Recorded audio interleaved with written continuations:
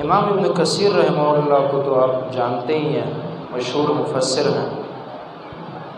انہوں نے اپنی تفسیر میں ان اللہ و ملائکتہ یصلون علی النبی، اس آیت میں تفسیر کرتے ہوئے لکھا ہے کہ جو صحیح بخاری وغیرہ میں علیہ السلام کا لفظ اہل بیت کے لیے استعمال ہوا ہے، یہ شروع میں نہیں تھا، یہ کاتبین، یعنی جس طرح کہ آپ اس زمانے میں چیزیں ٹائپ کرتے ہیں، کمپوز کرتے ہیں، اور پھر آپ جانتے ہیں کہ کمپوز کرنے والے عام دنیا دار ہوتے ہیں، تنخواہوں پر بٹھائے ہوتے ہیں لوگوں نے، انہیں ٹائپنگ کرنا آتی ہے تو انہیں پیسے ملتے ہیں اور اپنی ٹائپنگ کرتے جاتے ہیں۔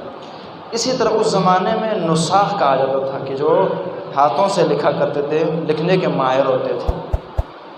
تو یہ ان میں بعض ایسے تھے جو کچھ علم کے جاہل تھے، اور کچھ ایسے بھی تھے جن پر تشیع کا غلبہ تھا، تو یہ ان کی طرف سے رضی اللہ کی جگہ علیہ السلام لکھا گیا ہے، تو اس لیے کوئی اشکال نہیں ہے۔ اب رہا مسئلہ یہ کہ کہا جا سکتا علیہ السلام اہل بیت کے لیے یا نہیں کہا جا سکتا، تو اس کا جواب یہ ہے کہ اگر تمام صحابہ کے لیے علیہ السلام ہو تو کوئی ایشو نہیں ہے، لیکن اگر خاص ہوں کہ علی علیہ السلام ہوں اور ابو بکر کے لیے نہ ہو تو بالکل پھر ناجائز، یعنی یہ تخصیص جو ہے یہ درست نہیں ہے، اس کو خاص کرنا ان کے لیے۔ جی یزید کے رضی اللہ عنہ پڑھ سکتے ہیں کہ نہیں پڑھ سکتے؟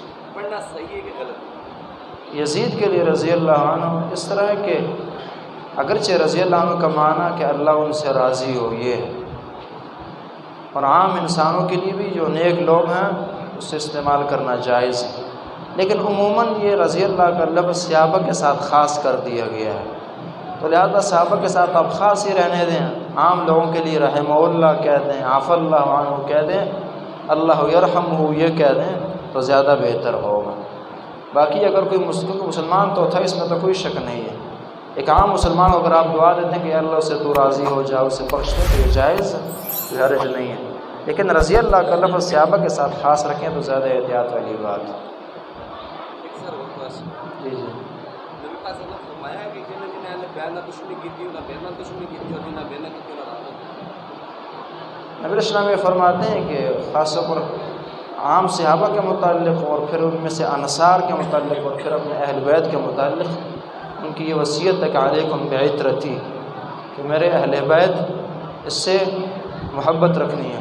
لیکن پھر یہ تو انصاف نہیں ہے نا کہ جی اہل بیت عائشہ کو چھٹی، اہل بیت میں سے عائشہ کو نہیں شمار کرنا، یہ کہاں کا انصاف؟ پھر اہل بیت کی بات کرتے ہیں ساروں کی کریں نا، اگر بیوی گھر والوں میں نہ آئے بندے کے تو کون آئے گا؟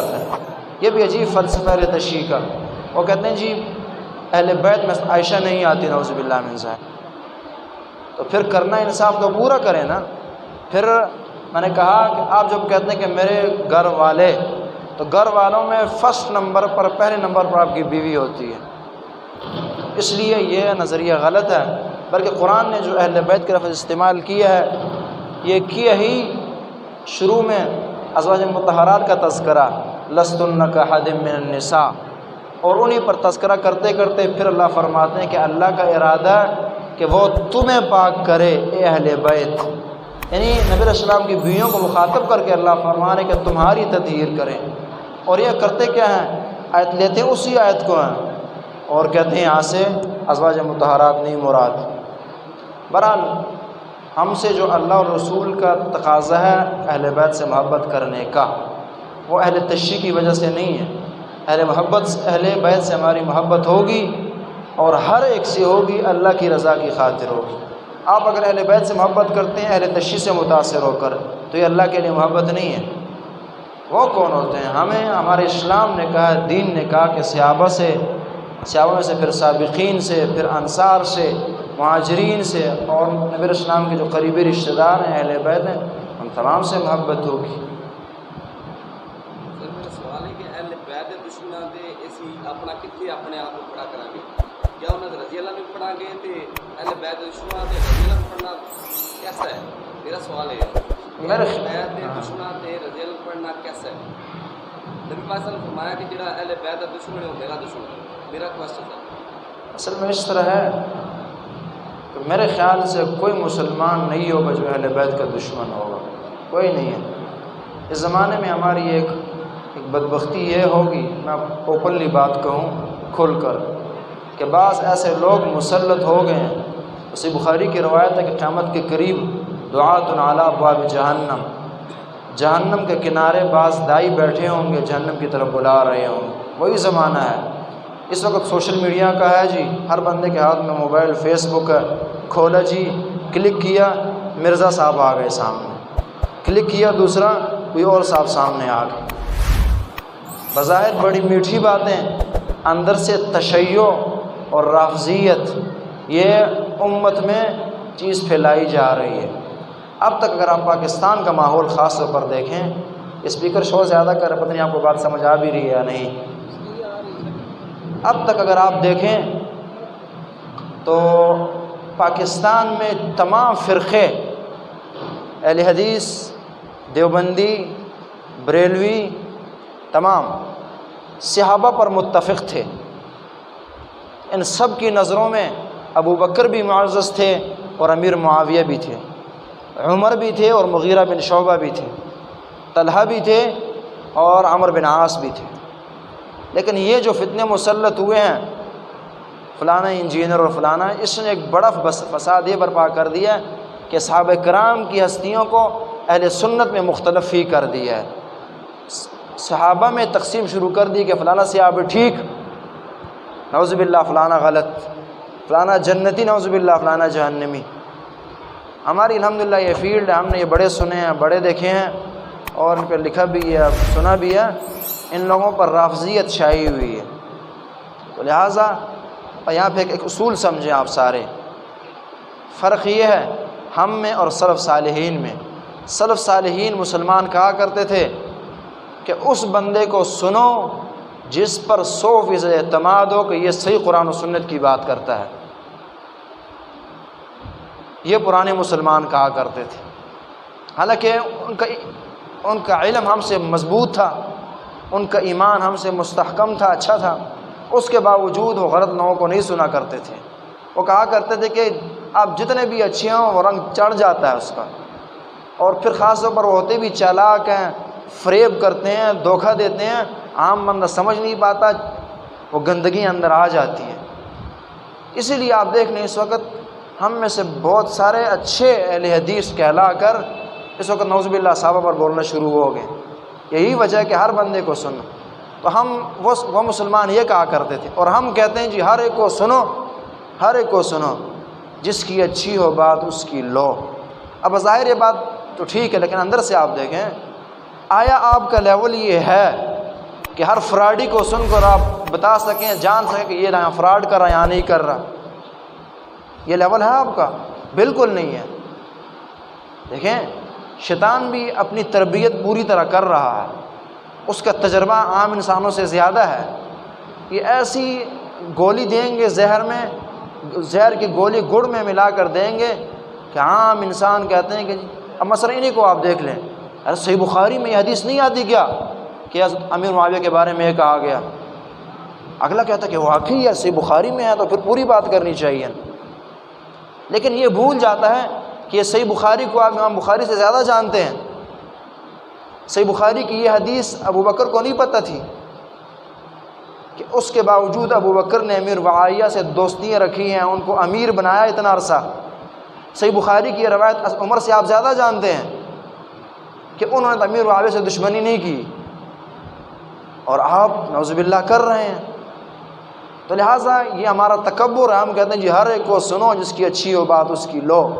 بھائی صاحب آپ کا لیول وہ نہیں ہے. یا تو آپ یہ ہو نا کہ آپ نے جس طرح یہاں دکانداری کے لیے 20 سال وقف کی ہیں اور دنیاوی معاملات کے لیے پوری زندگیاں لگائی ہیں، اسی طرح ٹائم آپ نے قرآن کے لیے نکالا ہوتا، حدیث کے لیے نکالا ہوتا، پھر میں آپ کو نہ منع کرتا. پھر آپ واقعی شاید اس لیول پہ تھے کہ آپ سن کر کہہ سکتے تھے کہ یہاں یہ چوری کر رہا ہے، یہاں ٹھیک کہہ رہا ہے.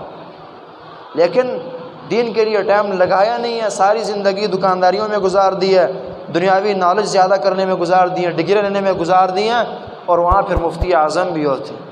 لہٰذا یہ تکبر نہ کریں، آپ اپنے علم کو کچھ نہ سمجھیں. قرآن نے کہا انما العلم عند اللہ، علم اللہ رب العالمین کے پاس ہے، انسان اس لیول کا ہے، اس کا علم اور کیا ہوگا؟ تو لہٰذا میرا آپ کو مشورہ یہ ہے کہ جس بارے میں 100% اطمینان نہ ہو بالکل نہ سنیں، اس کے بارے میں آپ کا شرح صدر ہو جائے اور اہل حق یہ بتائیں کہ اس کی باتیں قرآن و سنت والی ہیں، پھر آپ دن رات سنیں، پھر کوئی پرابلم نہیں ہے۔ لیکن خاص طور پر یہ سوشل میڈیا اتنا آسان پلیٹ فارم ہے نا، ایک بندہ مثلا میں ہوں، کمرے کی کنڈی لگا لوں گا، اندر بیٹھ جاؤں گا، جو مرضی کہوں دنیا میں لوگ سنیں گے، اور میں بھی محفوظ ہوں، ٹائم بھی نہیں میرا ضائع ہو رہا، کوئی مسئلہ بھی نہیں ہے۔ یہ کام آسان ہے، یہ سستی شہرت ہے، اس لیے ہر بندہ فیس بک کے سامنے اور یوٹیوب کے سامنے بیٹھ کر جی بس جو ہر بندہ اور اسپیکر بھی ہے اور ہر بندہ مذہبی اسکالر بھی ہے اور بہت بڑا مفتی بھی ہے اور کیا سے کیا ہے۔ لہٰذا آپ کے جو اپنے ماہرین فی العلم یہ مدرسوں میں بیٹھے، مسجدوں میں بیٹھے، ان کی قدر کریں۔ اگر قرآن کی اتنی محبت ہے آپ کو اور حدیث کی، یہ آپ سامنے جا کر شاگرد کی طرح بیٹھ کر ان سے سمجھیں، اس میں زیادہ محبت۔ آپ کیا سمجھتے ہیں کہ آپ کا لیول حضرت نبی کریم صلی اللہ علیہ وسلم سے کوئی زیادہ ہے؟ اس کے باوجود اللہ رب العالمین نے جبریل کو اتارا ہے۔ 2 منٹ، وَإِنَّكَ لَتُلَقَّى الْقُرْآنَ مِن لَّدُنْ حَكِيمٍ عَلِيمٍ، جبریل آئے ہیں، انہوں نے بات بولی ہے، نبی علیہ السلام نے کیچ کی اور لی ہے۔ اسلام کا انداز یہ ہے استاد اور شاگرد کا ہے۔ اسلام کا انداز علم سیکھنے کا سوشل میڈیا نہیں ہے، وہ نعرے نہیں ہیں، وہ جلسے نہیں ہیں۔ تو لہذا علم کو آپ اس انداز سے سیکھیں اس طرح صحابہ نے سیکھا اور سلف صالحین نے سیکھا۔ یہ بات تھوڑی میں نے لمبی کر دی، اور لمبی کرنے کی وجہ یہ ہے کہ اس وقت یہ فتنہ جو ہے عام لوگوں میں بہت سرایت کر رہا ہے۔ گھر میں 2 بھائی ہوں گے، ایک کو سنے گا، دوسرے کو سنے گا، اور ہر ایک کے اپنے نظریات ہوں گے اور بگڑتے جائیں گے روز بروز۔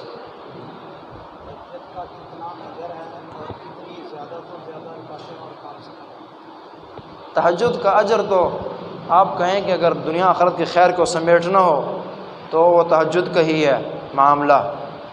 ان ناشیۃ اللیل اشد وطئا واقوم قیلا، قرآن نے کہا۔ بہت سارے فائدے تہجد کے ہیں، یہاں 2 بڑے فائدے بیان ہوئے ہیں۔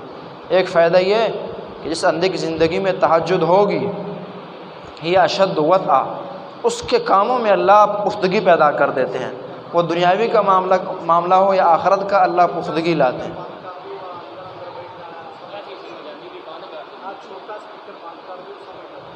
یہ تو آپ کو ہی پتہ ہوگا، مجھے تو نہیں پتہ اس کہ کیا کرنا ہے۔ جی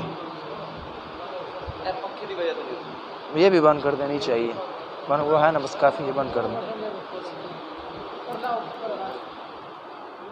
تو ایک تو یہ ہے اس میں کہ تہجد کی نماز، اور ساتھ وہ اقوام قیلا، بندے کی زبان پختہ ہوتی ہے، اس سے بعد میں اثر آنے لگتا ہے۔ پھر یہ ہے کہ اللہ اس برکت سے آپ کی زبان کو اس قابل کر دیں گے، کسی کو دعوت دیں گے وہ قبول کرے گا، اولاد کو باتیں بتائیں گے اولاد مانے گی، یہ اور اس کے علاوہ بھی فائدے ہیں۔ اور جہاں تک پڑھنے کا تعلق ہے تو پڑھنا، حدیثوں میں نبی کریم صلی اللہ علیہ وسلم کی اکثر عادت جو ہے وہ 8 رکعت رہی ہے، پورا سال 8 رکعت نماز ہی پڑھا کرتے تھے، تہجد کی نماز جو ہے وہ 8 رکعت ہی پڑھتے تھے، بعض اوقات 8 سے بھی زیادت کی گنجائش ہے۔ یہ چلا دیں، مکر آواز نہیں آ رہی۔ جی میرا خیال ہے اسپیکر چلاؤ، پکھی دی وجہ تو خراب نہیں، اور اسپیکر چلا رہے ہو۔ اصل میں 1 منٹ میں آج کل کے جو دور میں آپ کو پتہ ہے رشوت اور سفارش کے بغیر نوکری نہیں ملتی، جی تو کیا مجبوری میں بندہ رشوت یا سفارش سے نوکری حاصل کر سکتا ہے؟ اگر کر سکتا ہے، ایک بندہ رشوت دے کر نوکری پر لگا تو جو وہ سیلری لے رہا ہے کیا وہ حرام ہے یا حلال ہے؟ اس طرح کے سفارش یا اسی طرح رشوت کے طور پر نوکریاں لگوانا، تو جہاں تک سفارش ہے، اگر آپ سمجھتے ہیں کہ سفارش وہ جائز کر رہا ہے اور میں اس کا حقدار ہوں، تو پھر تو نبی علیہ السلام بھی فرماتے ہیں اشفعوا تؤجروا، سفارشیں کیا کرو تمہیں اجر ملے گا اس کا، لیکن بشرطے کہ آپ حقدار ہیں نوکری کی اور پھر کوئی سفارش کر رہا ہے، پڑھا کچھ نہیں ہے اور صلاحیتیں ہیں نہیں اور صرف سفارش کی بنا پر کوئی بنے، تو یہ تو پھر ظلم ہے، ایک بات۔ اور جہاں تک یہ دوسری بات ہے کہ رشوت کے طور پر لینا، اس میں بھی قانون یہ ہے کہ رشوت اسلام میں حرام ہے، الراشی والمرتشی کلاہما فی النار، تو ناجائز ہے۔ لیکن اگر آپ یہ سمجھتے ہیں کہ جی یہ میرا حق ہے اور میں اس کا حقدار ہوں اور فلانا جب تک پیسے نہ دوں یہ مجھے دے گا نہیں، بلکہ بعض اوقات وہ ڈیمانڈ بھی کر دیتا کہ یہ دیں گے تو میں دوں گا۔ مثلا آپ دیکھ لیں آفیسر ریٹائر ہوتے ہیں اور پھر اس کے بعد جی پینشن لینی ہوتی ہے اور اپنی پیمنٹ جو پوری بنتی ہے وہ لینی ہے، اگلے کہتے ہیں کہ نہیں سائن کروں گا جب اتنا مجھے دیں گے نہیں۔ اب اپنا حق یہ لے رہا بیچارہ اور اس کے بغیر مل نہیں رہا۔ تو اس قسم کے موقعوں پر کہ جب آپ سمجھ رہے ہیں کہ میرا کام ہی میں اس کا حقدار ہوں اور میرا حق ضائع ہو رہا ہے، حق میرا ضائع ہو رہا ہے اور اس پیسوں کے بغیر نہیں، تو چلیں پھر کتے کے منہ میں ڈالیں کچھ اور اس سے لیں اپنا حق جو ہے، لیکن اپنے آپ کو غلطی پر سمجھ کر اللہ سے استغفار اور توبہ کر کے، یعنی یہ مولوی صاحب نے فتویٰ دی ہے بالکل جائز ہے، جائز نہیں حرام ہی ہے، لیکن آپ کو مجبور کر دیا گیا الضرورات تبیح المحظورات کے تحت پھر بعض اوقات، لیکن اس کو ضرورت کی حد تک رکھا جائے گا اور قانون وہی ہے، شرط اگر آپ حقدار ہیں اس کے اور پھر یہ کام ہو رہا ہے۔ سر میرا آخری سوال ہے، میں جی ਤੁਸੀਂ ਇੰਜੀਨੀਅਰ ਦੀ ਗੱਲ ਕੀਤੀ ਹੈ, ਮੈਂ ਕਹਿੰਦਾ ਕਿ ਮੌਲਵੀ ਸਾਗ ਔਰ ਇੰਜੀਨੀਅਰ ਠੀਕ ਹੈ ਹਦੀਸਾਂ ਬੁਖਾਰੀ ਮੁਸਲਿਮ ਸ਼ਰੀਫ 'ਚ ਬਿਆਨ ਕਰਦੇ ਨੇ ਕਿ ਉਹ ਜ਼ਈਫ ਨੇ, ਨਹੀਂ ਜ਼ਈਫ ਤੇ ਫਿਰ ਬੁਖਾਰੀ ਸ਼ਰੀਫ ਜਾਂ ਮੁਸਲਿਮ ਨੇ ਕਿਉਂ ਉਹਨਾਂ ਨੂੰ ਐਡ ਕੀਤਾ, ਇਹਦੇ ਤੇ ਥੋੜਾ ਜਿਹਾ ਰੋਸ਼ਨੀ ਪਾਓ ਨਾ ਕਿ ਅਗਰ ਉਹ ਜ਼ਈਫ ਨੇ ਤੇ ਫਿਰ ਉਹਨਾਂ ਦਾ ਰੱਦ ਕਰਨਾ ਚਾਹੀਦਾ ਇਹਨਾਂ ਦੋਨੋਂ ਮੌਲਵੀ ਸਾਗ ਨੂੰ ਤੇ ਇੰਜੀਨੀਅਰ ਨੂੰ, ਜੇ ਜ਼ਈਫ ਨੇ ਤੇ ਫਿਰ جی میں سمجھ گیا آپ کی بات، ਦੱਸੋ ਜ਼ਈਫ ਨੇ, یہ سوال یہ ہے آپ کا ਸਰ ਉਹ ਅਗਰ ਸਹੀ ਨੇ ਤੇ ਫਿਰ ਤੁਸੀਂ ਕਿਉਂ ਅਹਿਲ ਹਦੀਸ ਲਗਾਉਂਦੇ ਜੇ ਕਿ ਜਿਹਨੇ ਸਹਾਬਾ ਨੇ ਜੋ ਕੀਤਾ ਸੀ ਉਹ ਤੁਸੀਂ ਫਿਰ ਅਹਿਲ ਹਦੀਸ ਕਿਉਂ ਉਸ ਚੀਜ਼ ਨੂੰ ਛੁਪਾਉਣਾ ਚਾਹ ਰਹੇ? بخاری شریف ਤੇ بخاری ਤੇ مسلم ਵਿੱਚ ਉਹਨਾਂ نہیں چھپایا، ایسی کیوں چھپا رہے ہیں؟ بارک اللہ فیکم۔ سوال یہ ہے کہ اگر یہ صحیح بخاری میں یہ روایتیں ہیں اور صحیح ہیں صحیح ہے تو پھر ان کا گناہ کیا بیان کرنے میں، یا آپ کیوں نہیں کرتے؟ پھر ہم لوگ بیان کیوں نہیں کرتے؟ کیوں نہیں کرتے؟ اچھا دیکھیں، آپ ایک مسئلہ یہاں یہ سمجھیں کہ قانون یہ ہے کہ شرعی مسئلہ ثابت کرنے کے لیے دو چیزیں ضروری ہے، ایک یہ ہے کہ دلیل صحیح ہو، دلیل صحیح ہو، ضعیف شریف ہو، گھڑی ہوئی نہ ہو، ایک بات۔ مثلا حدیث آپ نے لی سنن ابو داؤد میں صحیح حدیث، سند صحیح، صحیح بخاری میں صحیح سند، ایک شرط آ گئی، اور دوسری شرط ہے اس کے لیے عربی میں لفظ لاتے ہیں صریح ہو، سواد را یہ ہے صریح۔ صریح کا معنی یہ ہے کہ جو ثابت کیا جا رہا ہو وہ ثابت ہوتا بھی ہو، اسے کہتے ہیں صریح۔ دو شرطیں، ایک ہے کہ حدیث صحیح ہو یا وہ دلیل صحیح ہو، اور دوسرا یہ ہے کہ جو آپ ثابت کر رہے ہیں وہ نکلتا بھی ہو، آپ نے اسے ٹانکے نہ لگائے ہوں، اپنی سوچ نہ مسلط کی ہو۔ یہ ہو گیا قانون۔ اب سوال یہ ہے کہ صحیح بخاری کی روایات میرے خیال سے آپ ذرا مطالعہ کریں، کوئی مدرسہ الحمدللہ ہمارا ایسا نہیں، میں خود سنن ابو داؤد وغیرہ پڑھاتا ہوں، کوئی مدرسہ ایسا نہیں کہ جو صحیح بخاری پڑھاتے ہوئے کہہ دے کہ یہ حدیث نہیں بیان کرنی، اس کو چھوڑ دو، یہ نہیں پڑھنی، یہ خطرناک ہے۔ کوئی مدرسہ الحمدللہ ایسا نہیں، ٹھیک؟ کوئی استاد ایسا نہیں جو ان حدیثوں سے منع کرتا ہو، سارے کرتے ہیں، لیکن فرق بیان کرنے میں ہے۔ ایک ہی بات اگر آپ اچھی نیت سے کریں اس کا اور لیول ہے، اسی کو بری نیت سے کر دیں کچھ اور بن جائے۔ یہ جو کوٹ کرتے ہیں یہ بری نیتوں سے کرتے ہیں، ساتھ پھر ٹانکے لگا کر بیان کرتے ہیں، جھوٹ بول کر بیان کرتے ہیں۔ میں ایک چھوٹی سی مثال بھی دوں گا، خود میں نے ان کو بہت سنا ہے، لکھا بھی ہے، جانتا ہوں اچھی طرح۔ یہ حدیث لیں گے، آدھی لیں گے، آدھی چھپا دیں گے، ایک ٹکڑا لیں گے، دوسرا چھوڑ دیں گے، ایک چیز ثابت ہوتی ہے وہ نہیں کریں گے، جو دوسری ہوتی ہے، جو غلط ہوتی ہے وہ سامنے لے آئیں گے، ٹھیک؟ اول میں نے آپ کو قانون بتایا کہ یہ حدیثیں جو ہیں امام بخاری نے خود بھی پڑھی ہیں، اس کے باوجود امیر معاویہ کے فضائل بیان کیے کہ نہیں کیا؟ امام بخاری ہم زیادہ جانتے تھے، یہ حدیثیں ان سے پہلے نبی علیہ السلام نے، نبی علیہ السلام کی زبان سے نکلی ہے نا۔ آپ ذرا سوچیں، آپ عقل مند ہیں، یہ حدیثیں کس کی ہیں؟ نبی علیہ السلام کی ہیں۔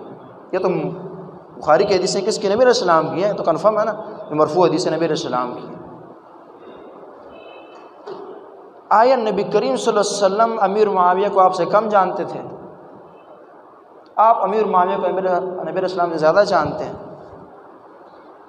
میرا آپ سے سوال ہے کہ جب آپ کہتے ہیں کہ نبی صلی اللہ علیہ وسلم امیر معاویہ کو زیادہ جانتے تھے ہم سے اور یہ حدیثیں ان کی ہیں، انہوں نے کیوں شام کا گورنر بنایا اور خود اپنے ہاتھوں بنایا تنارسا؟ ان سے پوچھیں، جواب نہیں ہوگا۔ پھر میں نے کہا کہ یہ چوریاں کرتے ہیں، مثلا حدیث آتی ہے نبی علیہ السلام فرمائیں گے، جی دیکھیں صحیح بخاری اور مسلم میں یہ حدیث ہے کہ میری امت میں میرے صحابہ میں فی اصحابی 12 منافقہ، میرے صحابہ میں، یہ کہتے ہیں میرے صحابہ میں 12 منافق، نعوذ باللہ من ذالک۔ میں نے کہا کہ ان بندوں نے سابق کی شخصیات کو متنازع کر دی۔ میرے صحابہ میں کہتے ہیں 12 منافق ہیں، حالانکہ یہ پوری حدیث آپ دیکھیں، ایک روایت میں یہ الفاظ آئے ہیں کہ فی امتی 12 منافقہ، میری امت میں 12 منافق ہیں۔ ایک بات یہ 12 کا کہہ کر پھر اپنا تیر موڑ دیں گے خود ہی، وہ امیر معاویہ، عمر بن عاص، مغیرہ بن، کہاں یہ پھر؟ دوسرا یہ کہ یہاں آپ کو عربی، مسئلہ یہ بھی ہے نا کہ ان کو عربی نہیں آتی۔ عربی میں اصحابی ساتھی کو کہتے ہیں مطلق طور پر۔ مثلا آپ حدیث دیکھیں، نبی علیہ السلام فرماتے ہیں کہ بعض لوگ قیامت کے دن لائے جائیں گے اور میں خود کوثر پر آ رہے ہیں، میں خوش ہوں گا کہ یہ میرے اصحابی، یہ میرے ساتھی ہیں، میرے ساتھی ہیں، اور ان کو جہنم لے جایا جائے گا۔ میں کہوں گا تو میرے ساتھی ہے، کیوں؟ فرشتے کہیں گے کہ آپ کو نہیں پتہ کہ انہوں نے کیا بدعات تیرے دین میں ایجاد کی تھی۔ اب وہاں عام امتی مراد ہے جنہوں نے بدعات کی ہیں، لیکن لفظ اصحابی کا آیا ہے۔ اصحابی عربی میں کہتے ہیں ساتھی کو، اس سے صرف صحابی نہیں مراد۔ پھر آپ نے کس دلیل سے حدیث فٹ کر دی امیر معاویہ کے ساتھ، اس کا نہیں پتہ۔ میں نے مختصر بات ہم کلوز کریں، وہ یہ ہے کہ اگر انسان میں عقل و شعور ہو اور ان کو غور سے سنیں، پیچھے رافضیت چھپی ہے اور صحابہ کرام کی ہستیوں کا دیکھیں۔ اس امت میں بڑے بڑے موضوع اور بھی ہیں، ان پر بات کیوں نہیں کرتے؟ صحابہ کرام ہی صرف رہ گئے ان کے لیے۔ پھر میں نے وہی بات جیسے شروع میں کہی نا کہ آپ اپنے علم کو کم سمجھیں اور اسی طرح ان کا گہرائی سے مطالعہ کریں، ان کی ڈنڈیاں آپ کو نظر آئیں گی۔ خاص طور پر ان ماشاء اللہ بڑا اچھا کام کر رہے ہیں سیف اللہ محمدی صاحب سندھ کے جو ہیں، بڑی ان کی غلطیاں اچھی طرح وہ اچھال کر اور بڑی گہرائی سے کوٹ کرتے ہیں۔ ان کو ذرا سنیں، آپ کو ان کی چوریاں سمجھ آئے گی، یہ کس طرح گمراہ کرتے ہیں لوگوں کو۔ اور پھر مزے کی بات یہ ہے کہ کسی کے سامنے بیٹھنا نہیں، ہر بندے سے بھاگنا۔ آپ جب اتنے بڑے مناظر اسلام ہیں، اتنے حق پرست ہیں، تو پھر آپ کیوں بھاگتے ہیں؟ میں کچھ نہیں ہوں، اللہ میں اس سے بات کرنے کو تیار ہوں، آتا کیوں نہیں ہے بندہ سامنے؟ وہ کہتے ہیں چوروں اس کی داڑھی میں تنکا۔ اور پھر آپ رافضیت کی تاریخ دیکھیں، ہمیشہ سے رافضیت نے ہمیشہ مسلمانوں میں ایسا ہی کام کیا ہے کہ انہوں نے پگڑیاں باندھی، اپنے آپ کو مسلمان کہا اور پھر مسلمانوں کے اندر گھس کر اختلافات برپا کیے۔ شیخ الاسلام ابن تیمیہ رحمہ اللہ فرماتے ہیں کہ مسلمانوں پر کوئی جنگ نہیں گزری جس میں روافض نے کافروں کا ساتھ نہ دیا ہو اور پاؤں نہ کاٹے ہوں مسلمانوں کے۔ تو بہرحال بات تھوڑی لمبی ہو رہی ہے، مقصد یہ ہے کہ یہ حدیثیں صحیح ہے لیکن بیان چوری کے ساتھ کی جاتی، غلط انداز سے کی جاتی ہے۔ بالکل عمار بن ناصر رضی اللہ تعالیٰ عنہ کہ یہ حدیث بالکل صحیح ہے، لیکن ہمارے استاد ایک بڑی اچھی بات کہا کرتے تھے، صحابہ کرام جو ہیں یہ ہمارے لیے متفق علیہ شخصیات ہیں، ان کی آپس میں جنگیں بھی گزری ہیں، ان کے اختلافات بھی ہوئے ہیں۔ چاچوں کی لڑائی میں بھتیجوں کا کیا کام؟ خاموش بیٹھے، وہ بڑے ہیں جو کرتے رہیں۔ جی کوئی سوال ہو تو کر سکتے ہیں۔ تو اس لیے مقصد یہ ہے نا، صحابہ کرام ہیں ہمارے لیے، امیر معاویہ بھی معزز، علی بھی معزز، دونوں ہمارے ہیں اور ہم انہیں کبھی بھی روافض کے حوالے نہیں کریں گے، دونوں ہی ہمارے محبوب ہیں، ان سے محبت کرتے ہیں۔ جی قربانی سال میں ایک دفعہ آتی ہے تو بندے کو وہ کرنی چاہیے جو اختلافات سے پاک ہو، تو لہٰذا بھینس میں تھوڑا اختلاف ہے تو آپ ایسے ہی کریں کہ جو اختلاف سے پاک ہو۔ سمجھ آئی بات نا؟ پھر اگر آپ کہتے ہیں کہ اور نہیں ہو، میری مجبوری ہے، اور ٹھیک ہے، بعض علماء اجازت دیتے ہیں۔ جی بالکل، تہجد ہماری مصیبت یہ ہے کہ تہجد کی نماز رمضان میں ہماری لڑائی ہوتی ہیں، 20 رکعت اور 8 ہیں یہ ہے، اور پھر جب رمضان گزرے 8 رکعت کے آنے والے 2 رکعت نہیں پڑھتے اور 20 کے آنے والے 4 نہیں پڑھتے، یہ تو پھر نہیں ہے۔ تہجد جو ہے اسی کو تراویح پھر کیا دیتے ہیں، یہاں پورے سال کی نماز ہے۔ نبی علیہ السلام نے صحیح مسلم کی روایت کے مطابق 8 پڑھی ہیں اکثر، اور کبھی کبھار جو ہے وہ 8 سے زیادہ بھی پڑھی ہیں، تو آپ 8 بھی پڑھ سکتے ہیں، 8 کی طاقت نہیں ہے 6 پڑھ سکتے ہیں، 4 پڑھ سکتے ہیں، 2 پڑھیں، کم از کم رات برکت والی تو ہوگی۔ ایک بار ساری رات کو وطر عشاء کی نماز پڑھی، وطر ادا نہیں کیا، رات کو سو گئے اس نیت سے تہجد پڑھیں گے، اور پھر یعنی کہ صبح نیند جاگ اس وقت آئی، یعنی کہ جماعت میں 5 منٹ جی اس وطر کہیے کہ وطر پڑھنا ہے آپ نے، اگر آپ کو جاگ نہیں آئی ہے اور پھر فجر کے بعد آئی ہے تو اس وقت آپ پڑھیں گے، تو قضائی حدیثوں میں آتی ہے، دی گئی ہے، بالکل وہ دی جائے گی۔ کیا اجتماعی ہاتھ اٹھا کر دعا کرانے کی اجتماعی دعا بالکل، بعض اوقات جیسے نبی علیہ السلام کے پاس بندہ آیا، آپ صلی اللہ علیہ وسلم خطبہ دے رہے، کہا کہ یا رسول اللہ ہلکت الاموال وانقطعت السبل، بس بارشیں نہیں اور یہ لوگ تباہ ہو گئے، برباد ہو گئے، دعا کیجیے، تو ہاتھ اٹھائے اور دعا شروع کر، اس طرح ہے۔ لیکن یہ جو نماز پڑھ کر ہر نماز کے بعد اجتماعی کرنا ہے کہ صحیح حدیث سے نہیں ثابت۔ یہ ٹھیک ہے کہ نماز کے بعد دعا کرنا یہ ان جگہوں میں سے ہیں جس وقت نماز دعا زیادہ قبول ہوتی ہے انسان کی، لیکن اجتماعی شکل میں اور روزانہ کرنا اور پھر اس کا حلیہ بگاڑ کر کرنا، السلام علیکم ورحمۃ اللہ، السلام علیکم ورحمۃ اللہ، الحمدللہ، پھر ایسا تو نہ ہونا، پھر کرنی ہے تو بالکل تسلی سے کریں، پیاری کریں، لمبی کریں، دعا کا حق ادا کر کے کریں، دعا کا حلیہ نہ بگاڑیں، دعا اللہ سے ایک رابطہ ہے انسان کا۔ رمضان المبارک میں جو 5 تاخیراتیں آتی ہیں، یہ 27ویں کو نزول سے کر لیا ہے کہ ہم نے 27ویں کو اکٹھے ہونا ہے، دعا خاص کرنی ہے، نہیں۔ یہ جائز ہے اسلام میں؟ نبی رسول اللہ فرماتے ہیں کہ تم اس کو آخری 10 دنوں میں تلاش کرو، پھر فرمایا کہ ان طاق جو ہیں 21 میں تلاش کرو، 23 میں تلاش کرو، یہ تخصیص ہے۔ ہاں بعض لوگوں کا تجربہ وہ کہتے ہیں کہ 27 کا زیادہ، 27 کے چانسز زیادہ مل کر اور بیٹھ کر جو دعا کرتے ہیں یہ جائز ہے؟ کس طرح سے 27 کی جب آتی ہے تو یہ نہیں، مسجد میں غلط بیٹھ جاتے ہیں، مولانا صاحب کو بلا لیتے ہیں، یہ ٹوٹل دعا کرنا پورے پوری طاقتیں جو اس میں دعا کروائی جائے، اور دعائیں خاص طور پر نبی رسول اللہ نے جو دعا سکھائی ہے، اللہم انک عفو کریم تحب العفو فاعف عنا یا رحیم، یا اللہم انک عفو تحب العفو، تو یہ دعائیں عائشہ کو نبی اسلام نے سکھائی، یہ پڑھی جائے بہت زیادہ۔ باقی اجتماعی مجلس بنانا اور پھر بیٹھنا سنت سے نہیں ثابت، مشاہدہ نہیں آتی یہ چیز؟ اسی لیے کیا انہوں نے بچنا چاہیے اس سے نا۔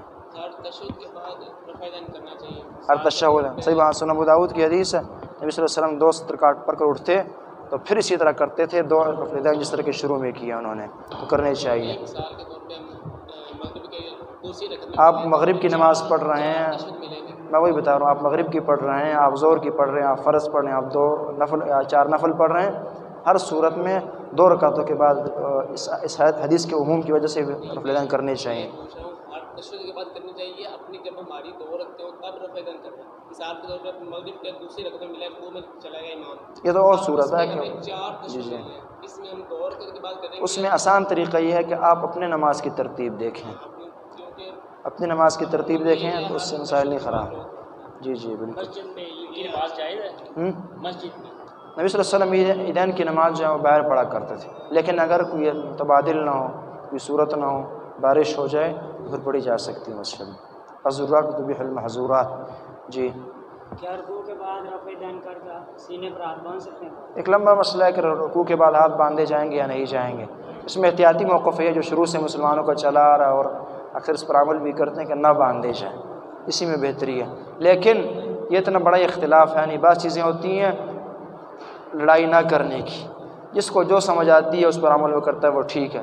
ذاتی میں اپنے طور حد پر یہ بہتر سمجھتا ہوں اور مناسب کہ ہاتھ چھوڑنا ہی اس پر امت کا عمل زیادہ ہے اور یہ چیز زیادہ ثابت ہوتی ہے حدیثوں سے۔ اللہ نے تو حلال اور حرام کی تمیز بتائی ہے، ہم نماز کے سارے معاملات پوچھتے ہیں، لیکن جب ہمیں رستے میں کوئی مال مل جاتا ہے، فرض کریں 100 روپیہ ہی مل جاتا ہے، ہم اس کو پکڑتے ہیں، جیب میں ڈالتے ہیں، اس کا مال کھا لیتے ہیں۔ جی جی، رستے میں کوئی غریب آدمی آ رہا ہے، اس سے کوئی چیز مل گئی ہے یا ہمارا رشتہ دار ہے، بس اس اسلام چیز چھین کے کھا بھی لیتے ہیں، نماز بھی ادا کر رہے ہیں۔ اللہ فرماتے ہیں ادخلوا فی السلم کافہ، پورے اسلام میں داخل ہونا، تو پورے اسلام میں نماز بھی ہے، اس میں معاملات بھی ہیں، اس میں سیاست بھی ہیں، اس میں دکانداری بھی ہیں، اس میں ٹھیکیداری بھی ہے، اس میں زمینداری بھی ہے، ہر ایک جو ہے اسی کے مطابق کیے جائیں گے، یہ تقاضا ہے۔ جی کوئی اور سوال؟ فتنے کی تعریف کیا ہے؟ جی کرنی چاہیے کون؟ ہاں، فتنے کی تعریف فتنہ کل ما صرفک عن اللہ تعالی، جو چیز آپ کو اللہ سے دور کر دے وہ فتنہ ہے، وہ اولاد ہوں، وہ مال ہوں، وہ ذات ہو، وہ اپنی سوچ ہو، وہ امام ہو، جو بھی ہو، جو اللہ سے دور کرے وہ فتنہ ہی ہے آپ کے لیے۔ ٹھیک ہے، جزاک اللہ۔ رمضان کے پورے روزے رکھے اور عید نہ ادا کریں، یہ ادا کرنی چاہیے، لیکن نماز کے روزوں کا نام ہے رمضان کے روزوں پر اثر نہیں پڑتا کہ اس کے روزے ضائع ہو جائیں گے اس لیے عید کے دن کی نماز نہیں پڑھی، وہ گناہگار ہے اس درجے کا، لیکن روزوں پر کوئی اثر نہیں پڑے گا اس سے۔ جی جی، بس روایتیں بتاتی ہیں اگر آپ کی سنتے ہیں رہ جائے پڑھے نہ پڑھ سکیں آپ امام ہیں یا غیر امام ہیں تو طریقہ یہ ہے، اول تو یہاں ذرا ایک بات سنی ہے یہ حدیث ساتھی جہاں یہ فجر کی جو سنتیں ہیں اس کو ہم نے مظلوم بنا دیا ہے۔ ایک وہ لوگ ہیں جو یہاں جماعت ہو رہی ہوگی پیچھے سنتے پڑھ رہے ہوتے، یہ غلط ہے۔ روایتیں بتاتی ہیں صحیح مسلم وغیرہ کہ اس وقت نماز دوسری نہیں ہوتی، صرف یہی ہوتی، ایک بات۔ اور دوسری بات یہ ہے، اور دوسرے لوگ وہ ہیں کہ جو جی بس ہر روز ہی سنتے رہ رہی ہیں اور بعد میں پڑھتے جا رہے ہیں، یہ غلط ہے۔ اگر یہ چیز ہوتی نا آپ کو پھر بہت ساری حدیثوں میں ملتی، ایک دو حدیثیں ملتی ہیں جس میں صرف یہ ہے کہ نہ سنتے رہ گئی ہیں بعد میں پڑھی گئی ہیں۔ آپ دیکھیں نا ذرا وہ جو روایت آپ پیش کرتے ہیں مسند حاکم وغیرہ کی کہ ایک صحابی فجر کی نماز سنتوں کے بعد جو ہے وہ سنتے فرض کے بعد نماز پڑھ رہا تھا۔ نبی صلی اللہ علیہ وسلم نے پوچھا کہ اصلیت یا الصبح اربع، کیا فجر کی جو ہیں وہ 4 رکعتیں ہو گئی ہیں، یعنی آپ کون سی پڑھ رہے ہیں؟ تو انہوں نے کہا کہ نہیں اللہ کے رسول میری سنتے رہ گئی تھی میں وہ پڑھ رہا تھا۔ نبی علیہ السلام خاموش ہو گئے۔ اب اس حدیث سے 2 چیزیں ثابت ہوتی ہیں، ایک تو یہ 2-3 حدیثیں میں نے ملا کر بیان کی، ایک تو یہ چیز ثابت ہوتی ہے کہ فجر کی سنتیں کبھی کبھار اگر رہ جائیں تو پڑھی جا سکتی ہے بعد میں، ایک ساتھ سے دوسری چیز یہ ثابت ہوتی ہے کہ دیکھیں نبی صلی اللہ علیہ وسلم دیکھ کر تعجب کر رہے ہیں نا کہ آپ کون سی نماز پڑھ رہے ہیں۔ اگر یہ چیز ان میں عام ہوتی نا ہر روز سنتے بعد میں پڑھنا اور کچھ لوگوں نے پڑھنا پوری مسجد میں، پھر نبی علیہ السلام سوال ہی نہ کرتے۔ یعنی حدیث جہاں یہ بتاتی ہے کہ جائز ہے کبھی کبھار پڑھنا، وہاں یہ بھی بتاتی ہے کہ اس کو روزانہ کا معمول بنانا یہ بھی حرام ہے۔ کبھی کبھار اگر آپ کی رہ گئی ہیں تو پڑھ سکتے ہیں، لیکن روزانہ اور پھر اس طرح کر کے پڑھنا یہ غلط ہے۔ جی جی بالکل غلط ہے، نبی صلی اللہ علیہ وسلم نے بالکل کیے رفع الیدین، جو کہتے ہیں نہیں کی ان کو دلیل لانی ہوگی۔ یہ ویسے اسلام کا مذاق اڑانے والی بات ہے کہ یہاں بت رکھے ہوتے تھے شروع میں وہ گرانے ہوتے، یہ کوئی دلائل نہیں ہے، اس سے عقل بھی نہیں مانتی۔ کیا جب ایک دفعہ رفع الیدین کی ہے تو وہ گر جانے چاہیے، پھر بار بار کیوں ہے، پھر ایک نماز میں نہیں، پھر مکہ میں نہیں مدینہ میں بھی آ کر رفع الیدین کرتے رہے نبی صلی اللہ علیہ وسلم۔ زوال کے وقت کو میاں نبی علیہ السلام فرماتے ہیں 3 ٹائموں میں نماز سے مجھے منع کیا گیا ہے، ایک نماز سے منع کیا گیا اور مردوں کو دفنانے سے منع کیا گیا ہے، ایک جب سورج نکل رہا ہو اور دوسرا بالکل جب زوال اوپر ہو کچھ زائل ہو جائے پھر آپ پڑھ سکتے ہیں، اور ایک جب غروب ہو رہا ہو۔ یہ 3 ٹائم نماز بھی نہیں پڑھنی، مردوں کو بھی نہیں دفنانا، اور اس کے علاوہ جو ہے پھر جواز ہے اس چیز کا۔ کوئی اور سوال ہو کسی کا؟